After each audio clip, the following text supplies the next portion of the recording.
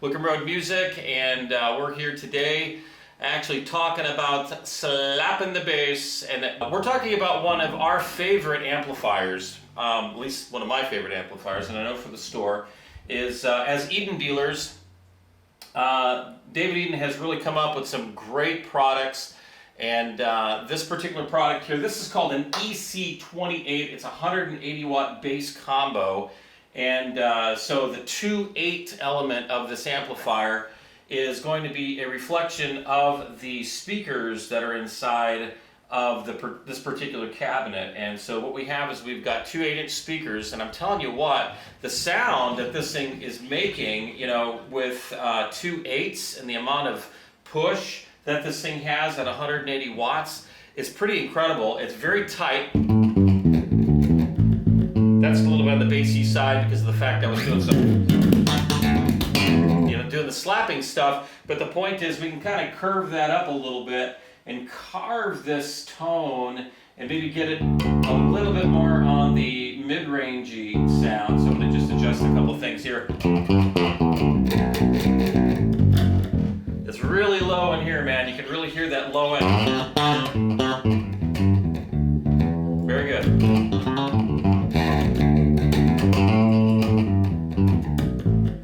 Okay, so the point is that small speakers, very, very great low end, okay? And so you could take it on a gig with you, obviously, big gigs, small gigs. The other interesting thing is it does have a extension speaker output on it, so if you wanted to maybe round it out with a 410 cabinet, 15 cabinet, you could do that, and it's going to sound really, really good. And so as you can tell, it is illuminating the highs. It's got very tight mids, very awesome lows, and it's really pushing a lot of great air.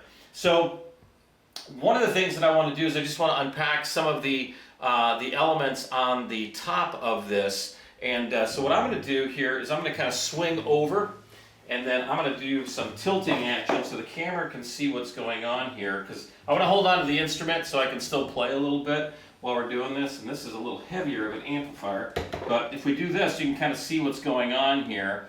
And so we can see right out of the gate, very simple controls, but with an amplifier that's this size, having some of these special controls, I think, is very cool, because I know with some of the higher end amplifiers that I've used in the past, that you would find things like a compressor on board, which it has, an enhancer on board, which it has. And now here's the other thing, it's got a mid-sweep control. So we've got our first gain control here, okay, so gain coming in, compressor over here where you can compress that signal, get the transients tamed, especially if you're slapping and things like that. That's what that's going to be for. Okay, the enhancer, that's kind of an interesting sound. We're going to kind of mess with that, and I'll tell you when I'm touching it and moving it and grooving it. We're going to take a look here. We see that the bass, we know what that does. It just makes it boomy and bassy and fun. And here we have our mid-level, okay, and then mid-sweep, which is, kind of like a pseudo-parametric-y kind of approach to that mid-level. And for bass guitars, if you don't have a good solid mid, it doesn't cut sometimes depending on what you're trying to pull off. And then we have our treble control, all right? And then we have our master, and you can see the master was down quite a bit. I'm probably overdriving a little bit too much when I was doing what I was doing.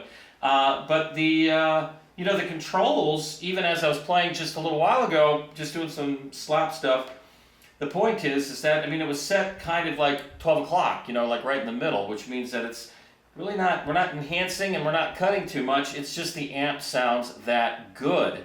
And so a great piece of gear, especially if you need something to get around and you don't want something that's absolutely crazy heavy, to be able to do that for you. So what I'm going to do now is I'm just going to move this back over here, and like so. And I'm going to do a little bit of playing and then kind of maybe carve and sculpt and that kind of thing, so you get an opportunity to hear what it sounds like when some of the adjustments are made. So first thing that I want to do is, let's take a look here. We're just going to keep the gain where it was at. We're going to take a look at the compressor. I'm going to turn the compressor off. And what we're going to do is we'll do like off and then like totally on and then mess with it so you can kind of hear what it sounds like. So point being is like with dealing with transients, especially for slap bass, lots of transients in slap bass. I mean, because you've got the percussion of the strings, you've got highs, lows, lots of thundering thump happening simultaneously. And sometimes you want to be able to control that sound, especially at higher volumes, because you don't want to blow up your speakers and that type of thing. So for instance, if we kind of just do something very, very simple here, if we just do the same thing I was doing before, we go.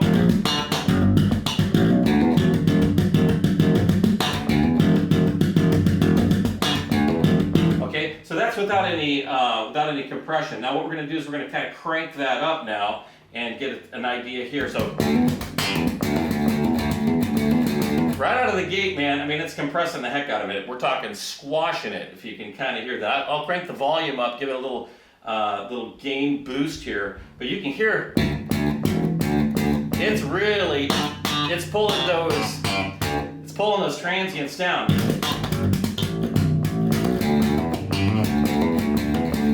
Like you feel like you got headphones on with nothing going through there blocking the sound out. All right, so now what I'm going to do is I'm going to pull that down now. I'm going to go about 12 o'clock with that and then give us some of the tone there. So here we go.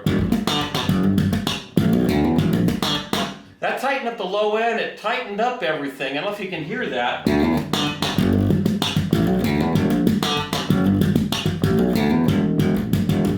Okay, it's got a nice tone. With that compressor on there, it's making it and driving it, but doing it with love, you know what I'm saying?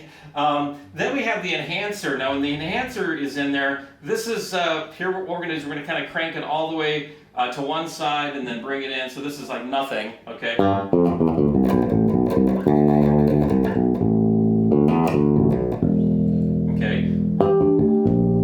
Okay, so that's nothing. Now we're going to throw the enhancer completely on maximum. Wow, it's almost like it dips that middle out, right? And so you got a totally different tone there. So I've still got that compressor rocking a little bit. And so here's if we just kind of go to the middle with that enhancer. So now we got that middle coming back in again. We have, there we go. Just trying to play some of the same stuff, you know, just so you can kind of hear some A-B stuff as we're doing this. Excuse me. All right, so now the next thing we have is the bass control. I think that's pretty self-explanatory. But then we're in the mid-level, okay? So mid-level and the mid-sweep. So I'm just going to keep that mid-level like in the middle. And then what I'm going to do is I'm going to kind of roll that sweep right here. There's like an L side and an H side, so it's like lows and highs, or the low end of the mids and the high end of it. So what's going to happen here, this is on the low end. Okay?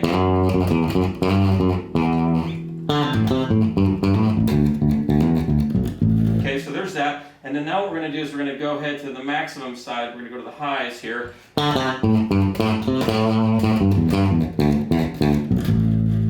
Right, so get some of that nice little funk action going. Okay, so that's just throwing up that mid sweep, and then of course in the middle, a little bit of both. Very good. Treble's pretty self-explanatory, obviously. And when you do the treble on this thing, you can get some nice, you know, some sibilance out of this, man. So, hear that? I mean, it's like, woo, it's a little too much if you ask me. And I'm not even sitting in front of it. I'm kind of off to the side. But, you know what? If you need to get a little extra, you know, sibilance, extra highs, you can grab it through this. So I'm kind of going to bring that back down to about 1 o'clock now. So it's still getting that snappy, sibilancy, transient-y thing going. Very good. And then, let's see, I think what we need to do is maybe take a look at the back of this thing, because there are some tasty elements here. So let me just do that real quick. I'm going to move it around here, and hopefully the camera can pull in on this. Some cool things with the rear here. First of all, we have stereo media input. So you can actually use this for practicing, which is great. And I remember back in the day when I was trying to learn music and play instruments and things like that. I mean, if I had something like this, it would have made life a lot easier. To be able to just jam along. I mean, you can put like a little drum machine element in there. You can run MP3s through there, let's say YouTube tracks, whatever it is that you might want to work from. The next thing we have is just it's a tuner output. And so what you would do is run this directly into a tuner. So if you had maybe like a separate rack or a tuner that you would plug into, then you got a signal going directly to a tuner so you can kind of see where you're at, very convenient. Then you have a recording DI output. And so, which is very, very helpful when you're working either and with a PA setting, because this is as much sound as this is, and even if you were to add a cabinet to it, which is going to give you a lot of tone and a lot of sound, if you're playing in a really large venue and or you're playing maybe outside and maybe that venue is kind of large, here's what's going to happen. You're going to need maybe a little bit of help with the PA, and so this is going to allow you to be able to go directly into the PA and get that sound, to that mixing console, or if you're doing some recording. So if recording is something that you want to be able to do and get a DI out, you can do that. Let's see, the next thing here, we're dealing with effect sends and returns, and so you can actually utilize this as an effects loop. So if you wanted to add some type of processing above and beyond what the amplifier offers, you can actually do that. You can run it out, and if you have a pedal or whatever the case might be, you can actually run it through this effects loop, and all this is accessible at the back, even reverbs and stuff like that.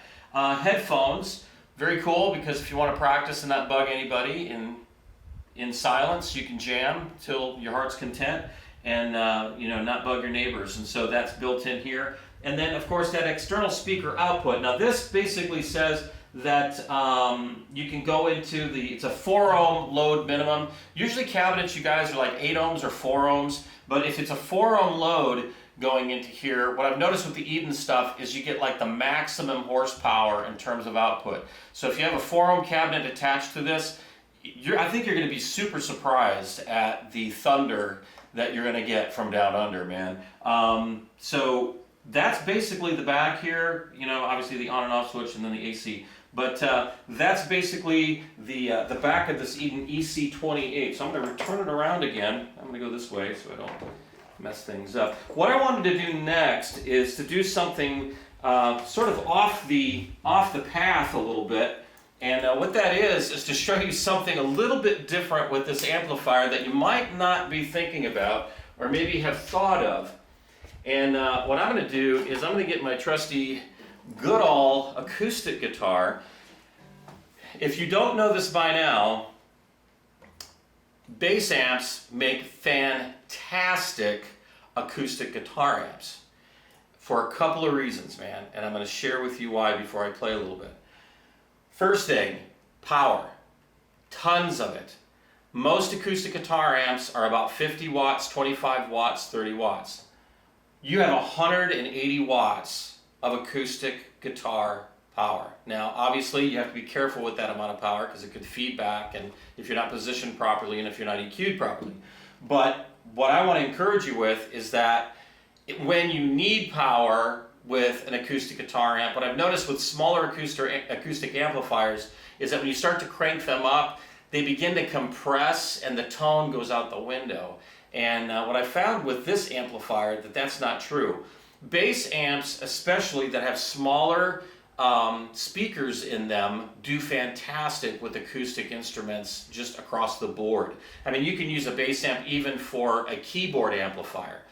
They do really great because the frequency range in which that they can reproduce is incredibly large, okay? Because with a bass guitar, you get the high sibilants and the lows, and it can handle the whole thing. Well, when you think about it, acoustic guitar is kind of like that, and when you think about that, the other part would be like piano, keyboard, those types of sounds also need that type of, wide range of EQ or frequency support, as you're playing. So one of the things you got to do, you have to be careful when you're dealing with a bass amp, and that is you got to watch the EQ. So you're going to be dancing with the EQ a little bit if you're using an acoustic guitar, but once you get it going, I think you're going to be pleasantly surprised in how good it actually sounds. And so, whoa, I'm not even in tune. I think we can tune our instruments ahead of time. That would have been handy. So,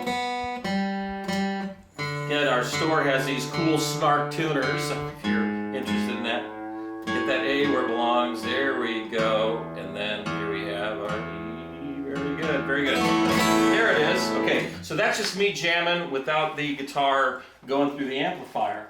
But now what I'm going to do is I'm going to roll that bass down a little bit here, because that's kind of where you're going to get a little bit too much frequency, most likely. So just be careful with that. I'm going to roll this compressor back a half a hair, and then I'm going to go ahead and I'm going to start bringing in the amplifier. And what I found with the Eden, and especially with the acoustic, is that you really get the tone. I think my tuning's a lot of humidity today, guys. I apologize for that. There it is. And that's that. Very good. Okay, so listen to that. It's very pure.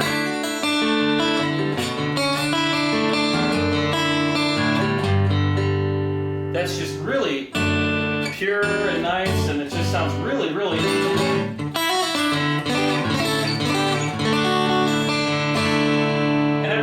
Much with the tone here. I mean, everything's kind of just set in the middle. The bass obviously is rolled off, okay? So, I mean, I'm not going to lie about that. You're going to have to roll the bass down, but when it comes to the rest of the frequency range, it sounds great, and the tone is pure and true. And what I've also noticed is when you run through like pedals and other types of effects, and even stuff that's on board with certain acoustic amps, I think the tone takes a hit, you know? And with this, you're not really getting that. You're really getting the pure tone. Now, remember what I said, there's an effects loop on the back of this amplifier. So if we wanted to, what we could do is you can actually run a pedal if you wanted to, or any other type of outboard gear, reverb, whatever, chorusing, whatever you might want to do, and you can run it through that effects loop and be able to control it. So, to be honest with you, I mean, it is like 3 amplifiers in one when you're getting this quality bass amp, especially with these smaller speakers, because there's this tight element that the smaller speakers have. When you combine all of that, you basically are purchasing a killer bass amp that can be expanded. You're also getting a keyboard amp if you needed a keyboard amp for live playing or gigging or whatever the case might be, and as well as an acoustic guitar amp. And then if you added, let's say, pickups to, let's say, upright bass or, you know, those types of things. I mean, almost any type of stringed instrument that's like a guitar, you know, I think you're going to have great success with, man, when you're playing with it live. And I found out this trick a long time ago when I was doing a large concert, and I needed a powerful acoustic guitar amp because the guitar amp that I had, as I was playing it, you could really hear the compression because I was pushing it too hard, and the monitoring system we had wasn't that great, and so I really needed to hear the sound. And so what I ended up doing is I ended up using a bass amp that I had, and it really worked great. It had 2 10s in it, and it sounded fantastic. And with the way that Eden makes their amplifiers, you can't go wrong, you know, with it. So what I would like to suggest to you guys is get over to the music store, get over there and try these amps out. There's a couple of different types and sizes of Edens over there, and you can just dig in for yourself. Go ahead and plug a bass in and get that sound happening, kind of shake the dust off the rafters a little bit at the store. By getting that low end moving, and I think you're going to find that with the Eden stuff, you're going to be pleasantly surprised and you're going to be pleased, and it's at a really good price point as well. And so that's all we have today when it comes to the Eden EC28. And if you have any questions or comments, you can go ahead and put those below, and we'll try to make contact with you. Remember, Wickham Road Music has many types of amplifiers there when it comes to guitar amplification, bass amplification, guitars, basses, acoustic instruments. There's band instrument program, rental program, even for guitars and so forth, pianos, digital pianos, and percussion, pedals, all the stuff that you need in a fantastic lesson program that can fit your needs, whatever that might be. So from Wickham Road Music to you, man, we want to just reiterate, Wickham Road Music is a place where music is a blast, and we want to share that with you. So